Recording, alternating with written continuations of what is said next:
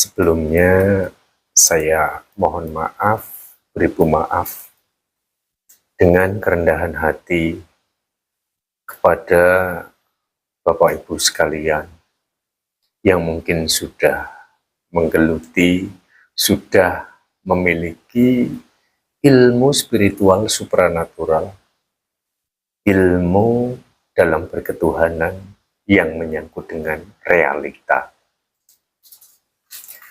Perjumpaan kita kali ini sangat penting sekali temanya. Saya mau membahas seputaran pentingnya meditasi pada saat weton kelahiran, atau pentingnya meditasi pada saat hari kelahiran. Jadi berbicara tentang weton kelahiran ini jelas-jelas merupakan ilmu titen adat budaya Jawa. Kita bisa memahami lebih di awal yang real dulu ya. Jadi jangan yang goib, yang menyangkut dengan kodam dulu.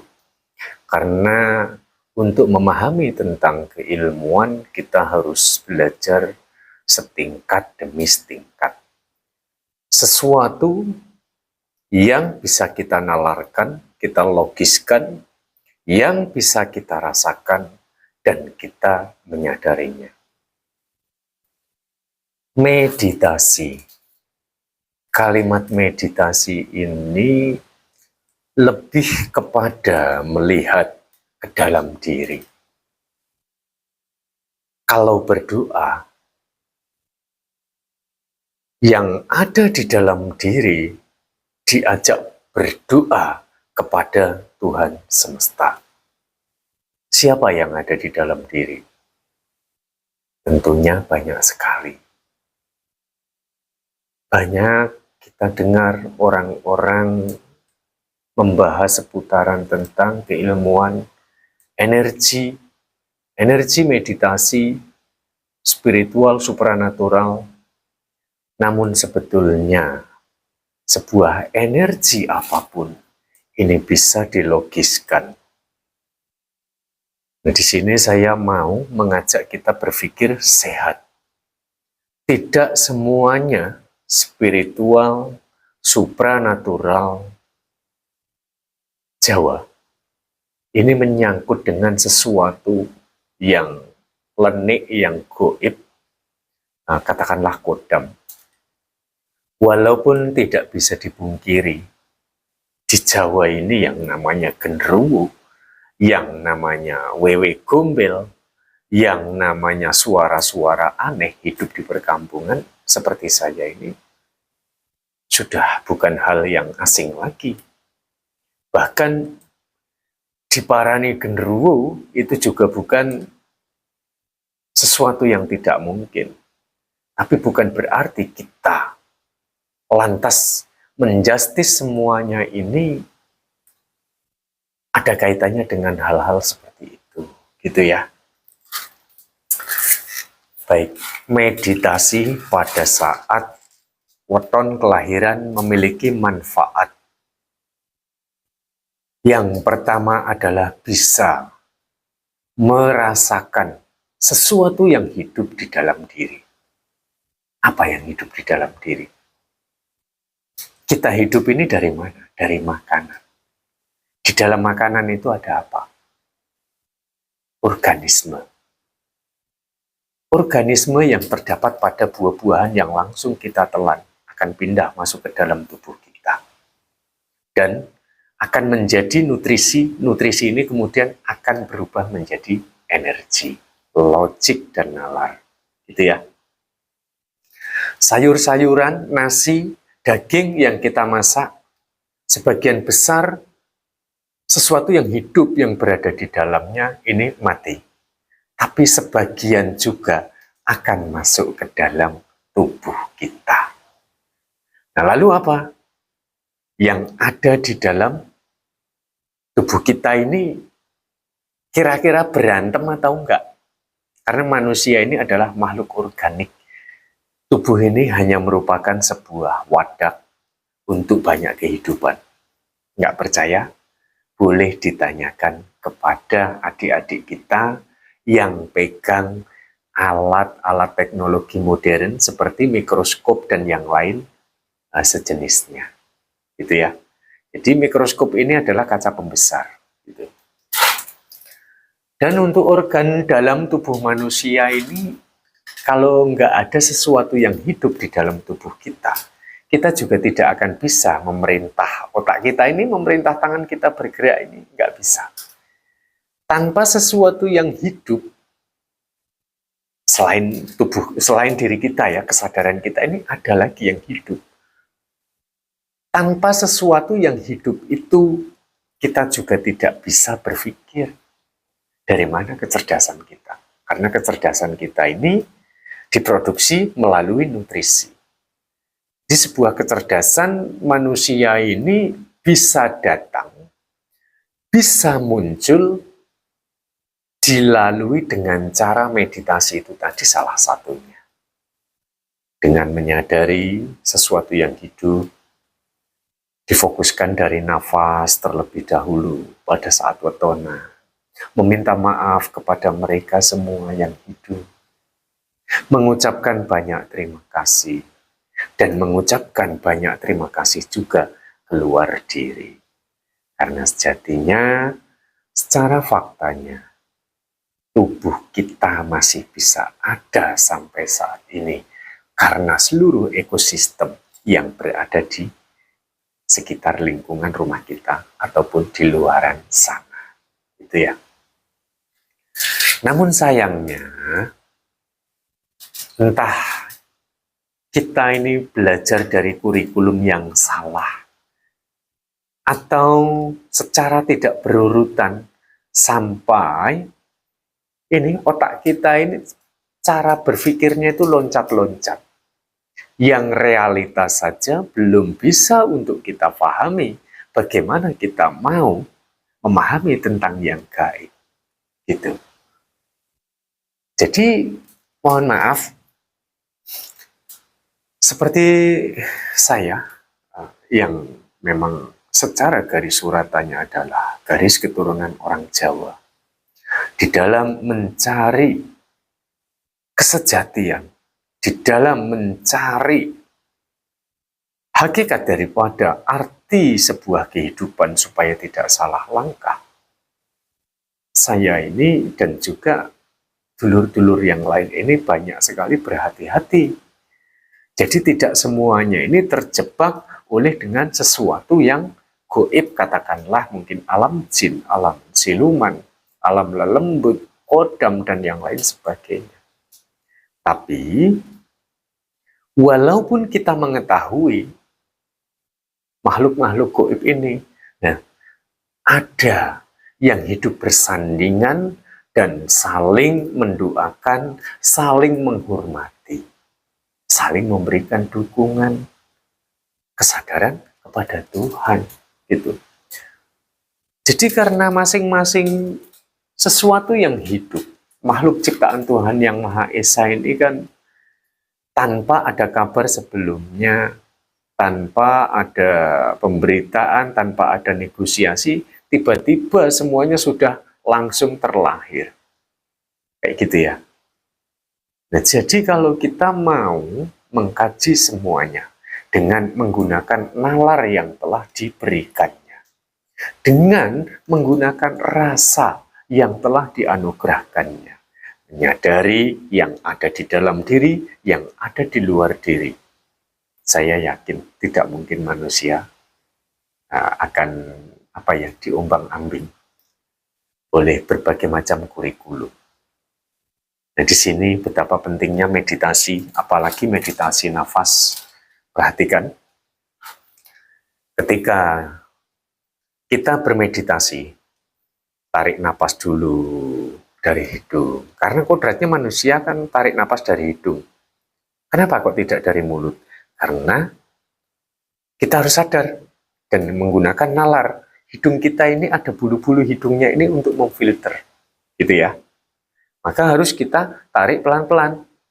Kalau posisi kita marah, kita was-was, kita panik, kita kecewa, bernafas itu paling sampai di dada, paru-paru. Tapi harusnya kalau kita peduli dengan sesuatu yang hidup yang ada di dalam diri, bernafasnya itu harus disadari banyak ini, paru-paru ini terisi semua lalu bablas sampai ke perut. Gitu. Nah, di sini loh, kita harus memahami bahwasanya satu kali napas yang disadari, sekali napas yang disadari, akan lebih baik daripada 1000 napas yang terlewatkan begitu saja tanpa disadari. Karena rata-rata umumnya manusia ini dibebani dengan yang namanya kekhawatiran, emosi, kecewa, ya. Nafasnya itu kebanyakan hanya berhenti pada areal paru-paru. Bahkan tidak kedua paru-paru, kadang baru sebelah saja, yang sebelah belum terisi sudah dihempaskan. Karena apa? Ada tekanan secara mental. Gitu. Maka dari itu betapa penting kita meditasi nafas. Seluruh otak, seluruh rasa, semua indera kita fokuskan pada nafas yang keluar masuk. Kita tarik, kita keluarkan. Dari hidung juga cara mengeluarkannya. Itu secara fitrahnya. Gitu. Kenapa kok tidak ditahan nafasnya? Kalau ditahan, nanti seluruh yang hidup yang ada di dalam tubuh kita akan banyak mengalami stres dan pelemahan. Gitu ya. Jadi kalau menurut pengalaman, pengetahuan yang saya miliki, jangan sembarangan menahan nafas, kecuali di fase-fase yang memang dibutuhkan. Gitu. Ketika nanti kita menahan nafas itu, kalau kita fokuskan untuk emosi, kita bisa emosinya itu semakin menjadi. Ketika kita fokuskan untuk pokoknya sesuatu ya, di sini itu akan banyak yang mengalami stres. Maka dari itu, untuk menstabilkan dari tingkat-tingkat stres ataupun penekanan yang ada di dalam jasmani rohani kita, lakukan sebagaimana suratannya, bahwasanya napas ditarik dari hidung, dikeluarkan dari hidung lagi. Gitu ya. Bisa dipahami ya. Dan kemudian dengan meditasi.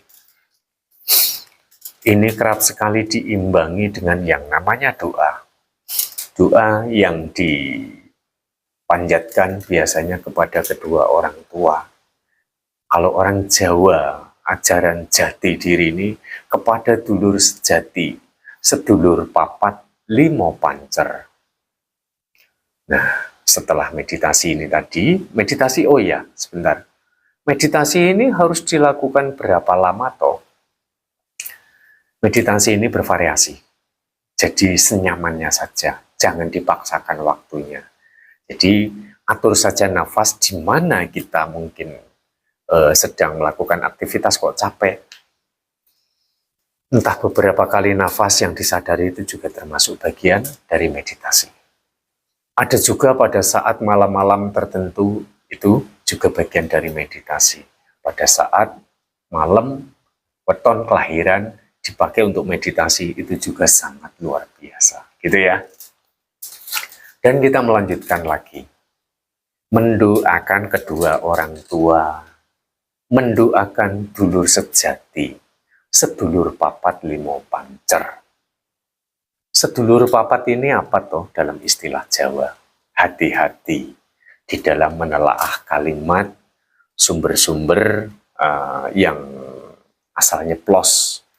Nah, ini boleh direnungkan, bukan berarti yang saya uraikan ini valid dan benar adanya, tapi saya yakin sekali ini akan cukup menjadi pertimbangan bagi siapapun yang merasa memiliki ilmu.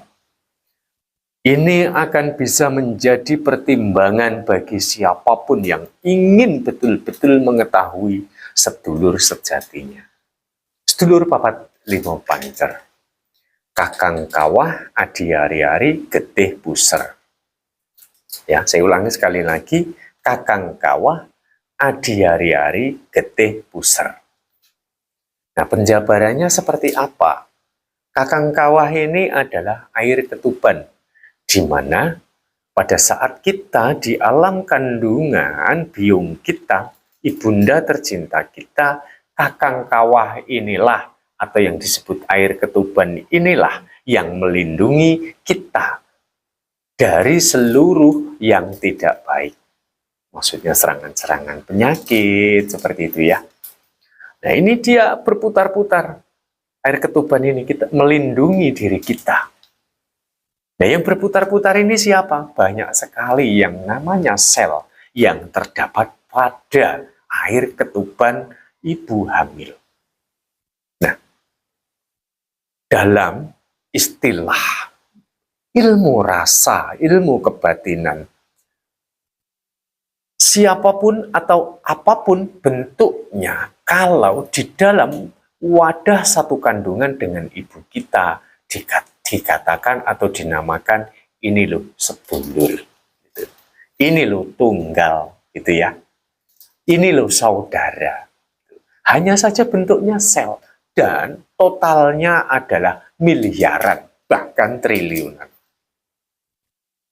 Nah, sekarang ini walaupun beliau ini yang melindungi kita di alam kandungan ini sudah tiada, tapi mereka semua awalnya bernyawa. Gitu ya. Bisa dipahami ya. Jadi sedulur papat limo pancer ini, kakang kawah ini adalah air ketuban. Adi hari-hari adalah plasenta. Di mana ketika kita di alam kandungan yang menghantarkan sumber nutrisi dari seluruh makanan yang dihasilkan oleh ibu kita akan disalurkan kepada kita melalui plasenta itu tadi, hari-hari. Ya. Nah, bahkan pernapasan kita dikirim juga oksigennya itu melalui plasenta. Itu. Nah, hari-hari ini juga banyak sekali sel di dalamnya. Kalau walaupun ini bagian daripada urat-urat, saraf-saraf, ini di sini ada yang namanya kehidupan sel. Sel yang hidup berarti ya bagian, kalau ada hidup itu berarti ada mati, ya toh. Kalau ada mati berarti ada apa? Nyawa. Nah, di sini loh sebagian orang mengakuinya dan sebagian orang tidak mengakuinya. Kalau sesuatu yang hidup dapat berkembang ya, apalagi berdenyut, memiliki urat nadi, apalagi ini bisa menghantarkan makanan, ini bisa dikatakan hidup atau tidak? Logik, gitu ya. Lalu yang ketiga ini adalah ini, getih. Getih ini adalah darah. Jadi ada sel darah merah dan sel darah putih. Di mana ketika manusia dilahirkan, maka darah inilah bahkan sampai di dalam tubuh kita, ibu kita mengeluarkan darah, kita sendiri juga memiliki unsur darah. Tahu nggak di dalam sel darah kita ini ada apa? Sel lagi. Bisa ditanyakan sekarang, zamannya kan sudah cerdas sekali. Sel darah ini memiliki fungsi untuk apa selnya? Selnya ini adalah menyerap sumber nutrisi menjadi sumber energi, yang sehingga dari apa yang kita makan ya, ini akan menjadi sumber nutrisi setelah diolah melalui pencernaan. Setelah menjadi nutrisi, diseraplah oleh sel darah, kemudian menjadi sumber energi. Itu melalui yang namanya biokimia yang terdapat pada tubuh manusia. Itu. Nah, di sini berarti sampai sekarang ini masih menyatu dengan diri kita, dan ada sel juga yang sudah mati. Darah ini tadi, getih ini artinya darah. Gitu.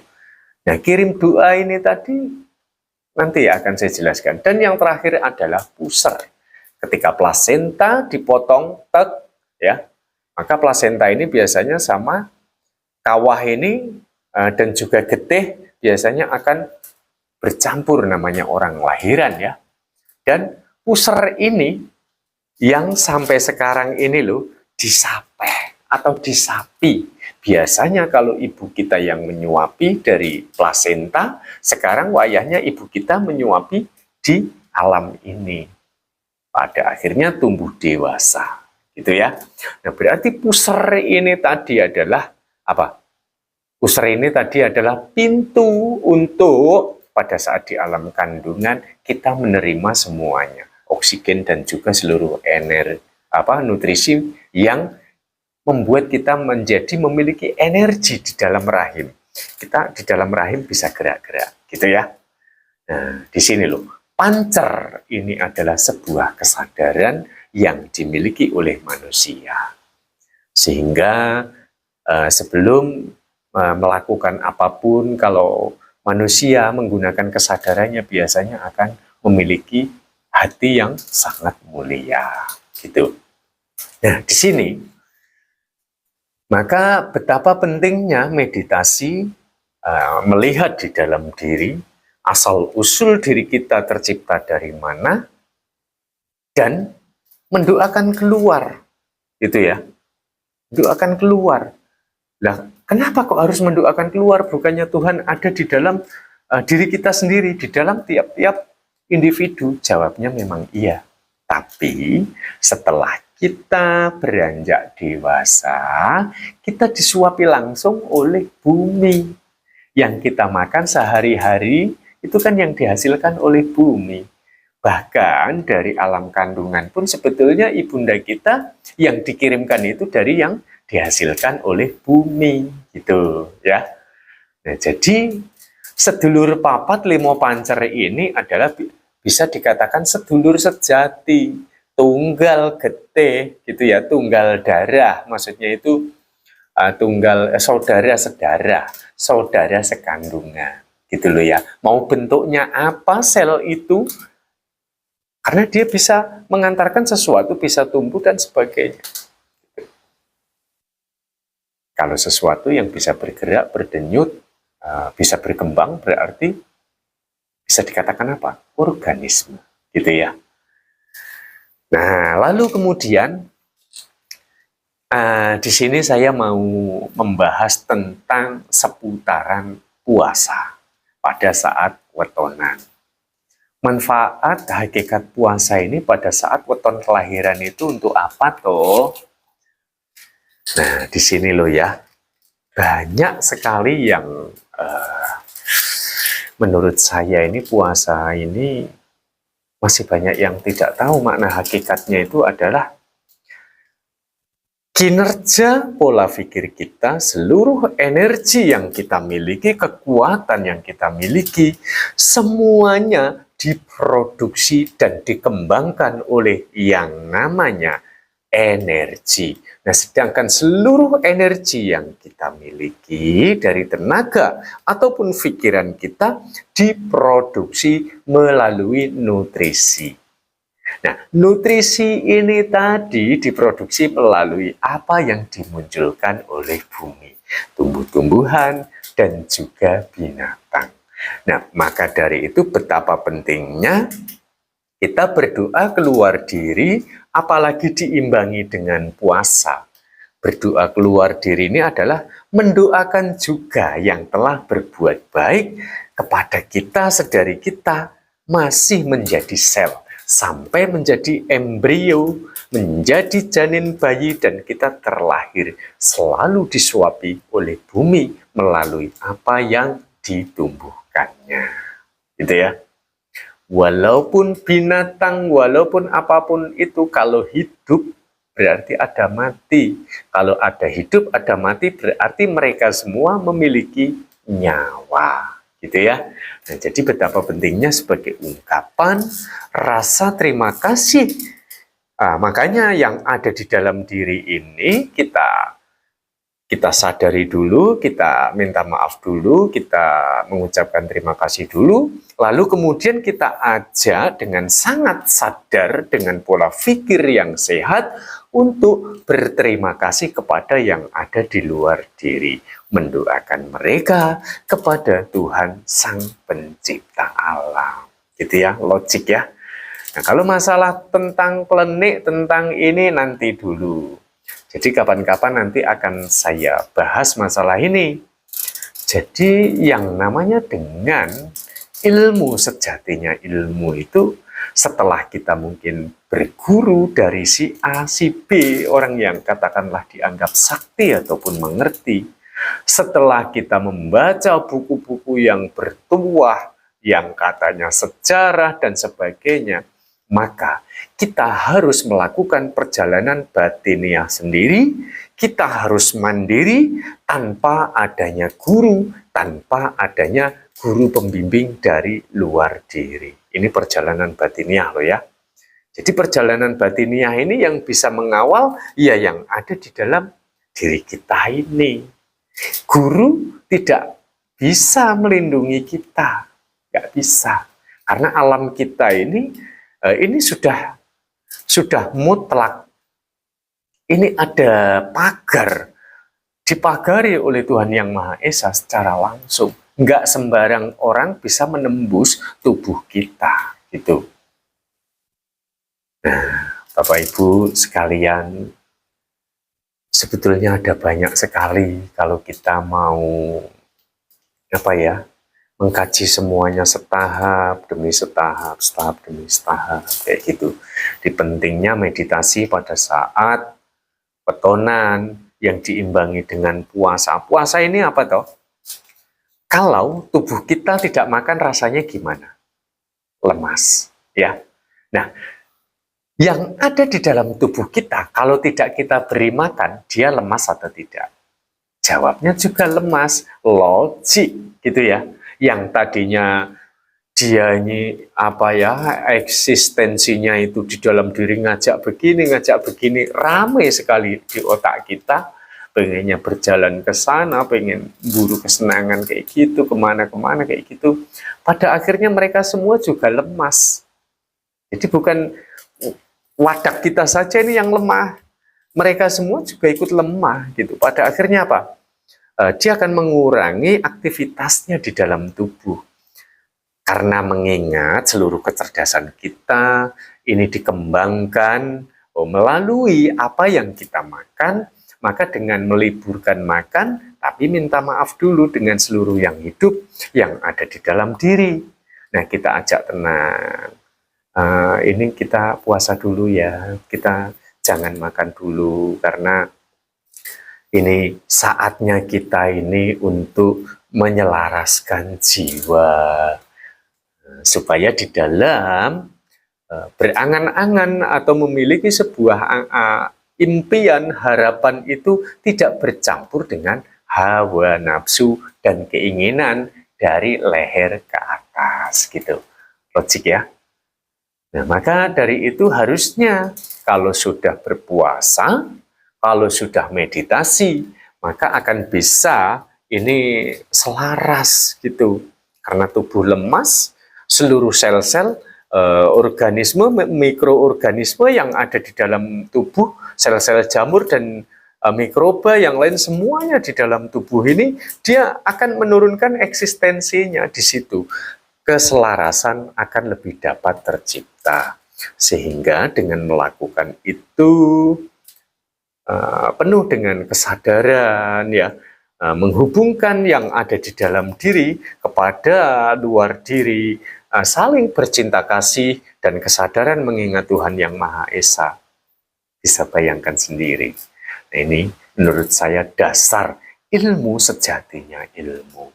Jadi sedulur papat limo pancer ini ada kaitannya dengan saudara kita di alam kandungan. Sebagai ungkapan rasa terima kasih kepada siapapun yang telah menjaga kita di alam kandungan ya, sampai kita terlahir, ya kita patut untuk mengucapkan terima kasih dan mendoakan kepada Tuhan Yang Maha Esa.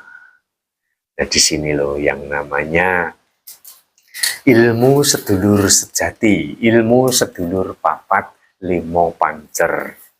Udaranya ini juga kalau mau diulas lebih luas, bisa dijabarkan sedikit Pak menurut pengetahuannya.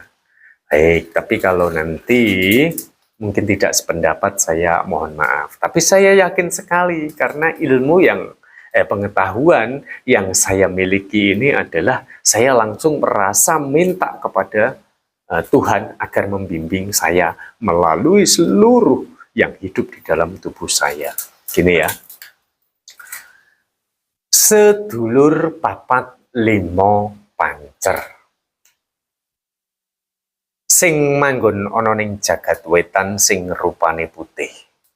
Yang berada menduduki di jagat timur yang warnanya putih. Kenapa jagat timur? Timur itu apa? Di sana ada matahari terbit, bagaikan bayi yang baru lahir. Gitu ya. Warnanya putih, bayi ini masih memiliki kepolosan, belum ternoda. Gitu ya. Nah, kemudian kelanjutannya, sing manggon ono sing ning jagat kidul sing rupane abang. Setelah bayi terlahir, seiring waktu berjalan dia akan tumbuh dewasa.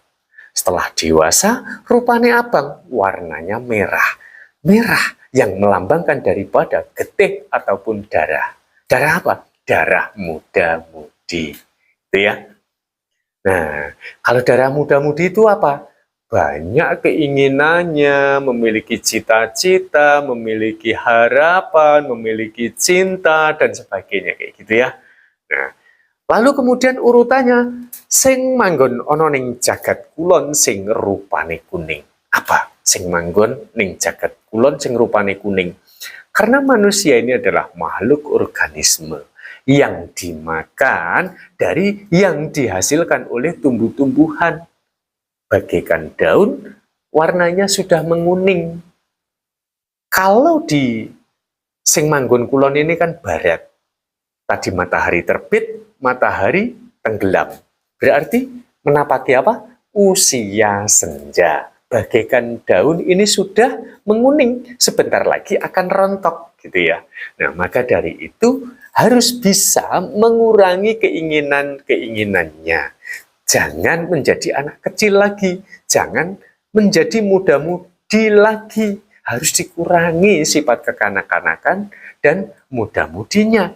Mengurangi seluruh keinginannya dengan keluasan pola pikir dan juga kesadaran.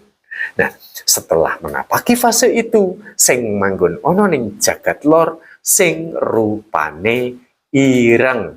Nah, kenapa? Rupane ireng, warnanya hitam. Hitam ini melambangkan apa? Tanah. Jadi pusar kita ini, jadi pusar ini tadi ya. Kalau yang kulon ini adalah angin tadi. Warnanya kuning ini, pelambang daripada itu tadi, senja. Dan ketika lor ini adalah utara, manusia setelah menapaki usia senja bagaikan daun ini gugur, maka sampailah sudah pada alam yang semestinya, alam kasampurnan.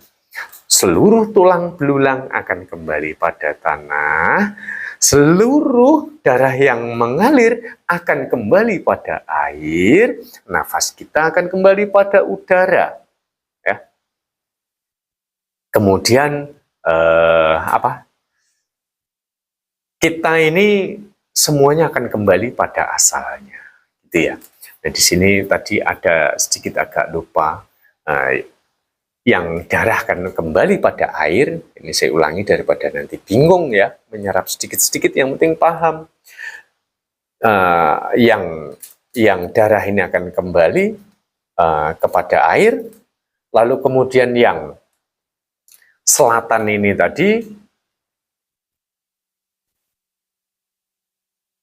warnanya merah ini adalah melambangkan dari api, energi panas tubuh kita. Nah, saya agak lupa sedikit, nggak apa-apa ya. Namanya juga saya manusia biasa. Yang timur, darah akan mengalir kembali pada air. Lalu kemudian yang warnanya merah ini pelambang daripada api, energi panas. Yang di barat ini akan kembali pada angin, nafas kita, dan yang tulang belulang, kulit, daging akan kembali pada tanah, gitu ya. Nah, kemarin juga ada, kalau sedulur papat limo pancer itu adalah 4 anasir, yaitu tadi 4 anasir itu unsur tubuh manusia tercipta dari 4 anasir. Ini tadi lemah, geni, banyu, angin, gitu ya. Tanah, air, api, dan udara. Semuanya akan kembali pada asalnya sampai di alam kasampurna. Nah, ini tepatnya seperti itu. Jadi, masalah meditasi lagi, karena temanya adalah meditasi, ini sangat penting sekali. Meditasi ini kita itu melihat ke dalam diri. Lalu setelah itu, setelah mengetahui sedulur papat limo pancer petonan itu tadi ya, pasti akan kirim-kirim doa. Meditasi melihat ke dalam diri ini, jangan lupa kalau kita ini kalau bisa loh ya, melakukan yang namanya sedekah, gitu ya. Terserah sedekah ini dalam bentuknya sesuai dengan keyakinannya ya. Kalau orang Jawa itu biasanya sesaji itu, kenapa kok membakar wewangian? Itu adalah karena pembatas usia manusia itu udara. Ketika sudah tidak bernapas, manusia akan sampai pada alam berikutnya. Nah, melakukan pembakaran wewangian, entah dupa, kemenyan, minyak wangi, bunga, itu sebetulnya adalah untuk kirim ya, memberikan signal. Nah, karena setelah manusia meninggal itu akan sampai pada alam berikutnya. Yang bisa membawa wewangian apa kan? Udara, gitu ya. Simbol daripada penghormatan untuk memberikan signal ke alam yang sudah mendahului kita, gitu. Lalu kemudian untuk kalau mau selamatan, yes monggo, mau bakar-bakar dupa ya monggo, enggak ya enggak apa-apa. Atau mungkin mau sedekah sama tetangga, mau selamatan ya monggo. Jadi sebagai ungkapan rasa syukur kita, gitu. Nah, sedangkan kalau untuk sesaji ini adalah diperuntukkan apa yang dihasilkan oleh bumi, diolah manusia, dipanen manusia, dikembalikan lagi, gitu ya. Sesaji itu pada akhirnya juga ada yang dimakan orang juga, nanti ada yang dibuang, ditaruh di apa ya, tergantung sih sesaji itu dalam rangka apa dulu ya. Kalau dalam rangka wetonan itu biasanya itu nanti bunganya itu ditebar, ada yang taruh di depan rumah, ada yang di jalanan kayak gitu ya. Lalu kemudian untuk jenang buburnya ini ditaruh ke belakang, itu sebetulnya untuk ekosistem, jadi bersedekah gitu ya. Secara bahasa batiniahnya adalah sebagai ungkapan rasa syukur, sari-sarinya itu tadi untuk bisa dikatakanlah para leluhur ataupun seluruh ruh, seluruh sukma, seperti itu katakanlah ya. Dan kemudian secara fisiknya, sesaji ini tadi untuk bersedekah kepada seluruh ekosistem. Jadi ibarat kita dikasih bahan mentah, ketika kita olah, kita bumbui, kita berikan. Ibarat itu orang tua memberi kita umpamanya beras ketan umpamanya ya. Ini tak kasih beras ketan. Beras ketan ini akhirnya dibuat jenang, dikasih lagi ke ibu, kan seneng ibu. Ibu kita memberi kita beras atau tetangga kita memberi kita beras putih ya. Terus kemudian kita bubuhi, kita masak berasnya, lalu kita bubuhi, di situ kita taruh ikan, atau mungkin kita taruh mie, taruh apa ya, sayur apalah, kita kasih lagi sama tetangga dalam bentuk matang, kan itu kan juga membahagiakan gitu. Jadi hidup itu harus saling kayak gitu. Nah, saya pikir sampai di sini. Nanti insya Allah kapan-kapan saya mau ulas lagi babakan tentang adat istiadat budaya Jawa, meditasi, atau mungkin ilmu kesadaran diri sejati, tentang rezeki, tentang keberuntungan, dan yang lain sebagainya. Baik, saya rasa sampai di sini. Mohon maaf tadi ada kekeliruan, terpaksa ya saya agak ralat sedikit tadi ya, mungkin kurang nyaman sedikit. Baik, kita jumpa pada video bermanfaat selanjutnya. Salam cinta budaya, Rahayu, Rahayu, Sagung ing Dumadi.